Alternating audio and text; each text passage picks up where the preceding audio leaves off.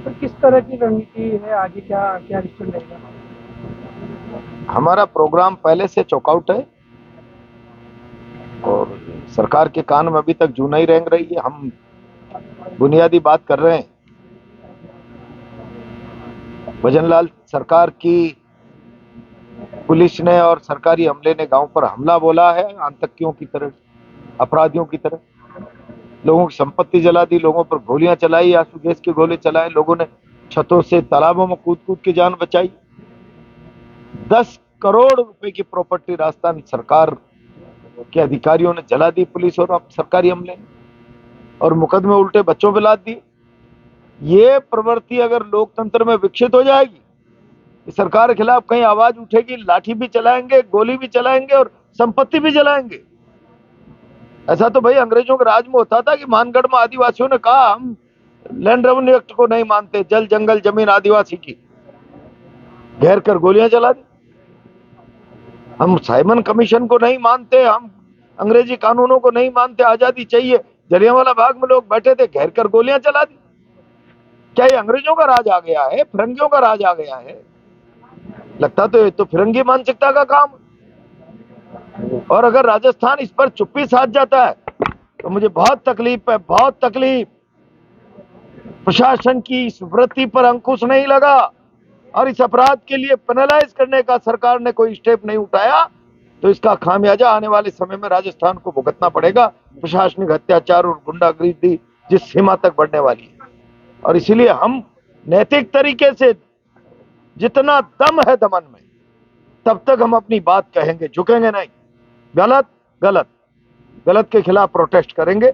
हम विधानसभा आ रहे हैं, सरकार की मंशा नहीं है कि हमें वहां प्रशासन प्रदर्शन करने की इजाजत दे, लेकिन नहीं है तो नहीं है, हम जाएंगे जो भी होगा। लेकिन एक आदिवासी नौजवान को जेल में बंद करो, सड़ा दो, सुप्रीम कोर्ट कई बार फैसले कर चुकी, फालतू लोगों को जेल में मत रखो, छोटे मुकदमों में निचली अदालतें जमानतें ले। मुंसिफ ट्रायल केसों में सरकार का डबल एज ही कह रहा है हाई कोर्ट में जा जाके, कोर्ट के सामने गलत तथ्य रख के गुमराह करने की कोशिश कर रहा। नहीं साहब, जमानत नहीं होनी चाहिए। मैं समझता हूं ये अंग्रेजों की सी मानसिकता का राज है, फिरंगी मानसिकता है। हम इस मानसिकता से चिंतित हैं कि अगर शासन की मानसिकता फिरंगी हो गई तो बचेगा ही क्या? क्या खून करोगे आप डेमोक्रेसी का? लोगों को अपने हक अधिकार की बात करने के लिए जेलों में जाना पड़ेगा, गोलियां झेलनी पड़ेगी, लाठियां खानी पड़ेगी, संपत्तियों का नुकसान झेलना पड़ेगा। चिंताजनक बात है। मैं तो कहता हूं राजस्थान भर के तमाम विरोध के लोग और सत्ता पक्ष में किरोड़लाल जी बैठे हैं, क्यों नहीं नैतिकता जाग रही है? मैं तो आज दूसरी चौथी बार पूछ रहा हूं कि न्याय और इंसाफ की लड़ाई जो अन्याय के विरुद्ध है, उस हर आदमी को इस लड़ाई में आना चाहिए। हम सबको निमंत्रण दे रहे हैं 25 तारीख को विधानसभा पर जाने के लिए। क्या नरेश मीणा जी राजनीति का शिकार हो? राजनीति का शिकार है और क्या। सरकार को ऐसी क्या परेशानी है नरेश मीणा से कि नरेश की जमानत ना हो, इसके लिए डबल एजी मनोज शर्मा खड़ा कर दिया है, दो दो डबल एजी खड़े कर दिए। पैर भी करो, स्ट्रॉन्ग पैर भी करो, जमानत नहीं होनी चाहिए। कमाल है भाई। क्या आप जेल में उसकी हत्या करना चाहते हो क्या एक जवान की? क्या गुनाह है उसका? समरावता के साथ उसकी न्यायोचित मांग को समर्थन देने के लिए चला गया। एसडीएम गलती कर रहा था, कुछ उससे भी भावावेश में हो गई होगी, गलती दोनों की बराबर।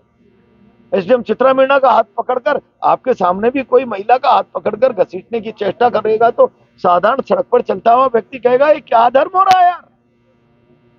उसने ये कह दिया और थोड़ा एग्रेशन हो गया तो ये तो स्वाभाविक है भाई। कोई महिला को जिल्लत देगा, चित्रा मीणा का घसीट कर हाथ पकड़ कर ले जा रहा है वोट डलाने के लिए।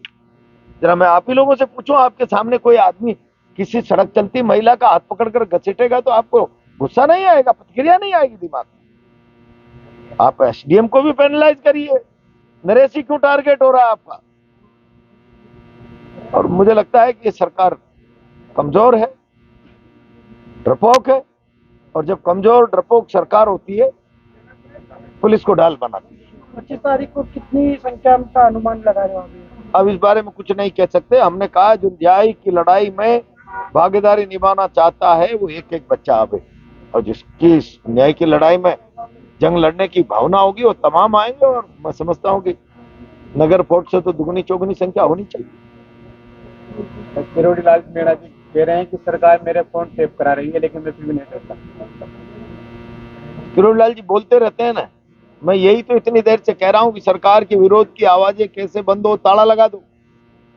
अब वो चूंकि मिनिस्टर है तो एकदम सार्वजनिक रूप से तो कैसे ताला लगाएं, तो पीछे से ताले को जंग लगा रहे हैं कि कुछ खुले ही नहीं, ताला बंद हो जाए।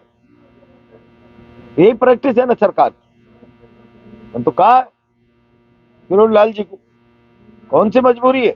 भजन लाल जी मुख्यमंत्री बनकर बैठे हुए हैं तो विरोध का 5 साल दायित्व उन लोगों ने निभाया, और अब नहीं हो रही, वो कह रहे हैं मेरी बात नहीं हो रही, अन्याय हो रहा है, गलत हो रहा है, तो आइए ना जनता के बीच में न्याय की लड़ाई के लिए।